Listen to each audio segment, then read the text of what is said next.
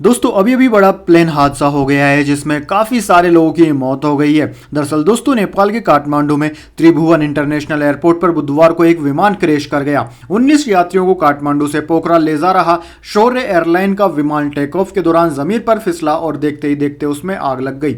दोस्तों इस हादसे में 18 यात्रियों की जान चली गई और एक पायलट को रेस्क्यू किया गया है। हादसे का वीडियो सामने आया है जिसमें दिख रहा है कि विमान रनवे पर टेक ऑफ के दौरान जमीन पर फिसलता है और उसमें आग लग जाती है। प्रत्यक्षदर्शियों ने स्थानीय मीडिया से बताया कि प्लेन रनवे के दक्षिणी छोर से टेक ऑफ कर रहा था और अचानक जहाज पलटा और झटके खाने के बाद जमीन से टकरा गया। जमीन से टकराते ही एयरक्राफ्ट में आग लग गई और उसके बाद प्लेन रनवे के पूर्वी तरफ एक खाई में जाकर गिर गया। दोस्तों हादसे के बाद पूरे एयरपोर्ट पर धुएं का गुब्बार दिखने लगा। पुलिस और फायर फाइटर्स हादसे की साइट पर रेस्क्यू ऑपरेशन में लगे हुए हैं। नेपाल के अखबार द काठमांडू पोस्ट की रिपोर्ट के मुताबिक विमान के पलटते ही उसमें आग लग गई और काला धुआं निकलने लगा। देखते ही देखते पूरे एयरपोर्ट पर काला धुआं फैल गया। वहीं दोस्तों नेपाल के नागरिक विमानन प्राधिकरण CAAN ने विमान में सवार 19 में से 18 लोगों की मौत की पुष्टि कर दी है। ये सभी यात्री एयरलाइन के स्टाफ थे। विमान ने त्रिभुवन एयरपोर्ट से सुबह 11:11 पर पोखरा के लिए उड़ान भरी थी और रनवे पर कुछ दूर जाकर एयरपोर्ट के पूर्वी हिस्से में क्रैश हो गया।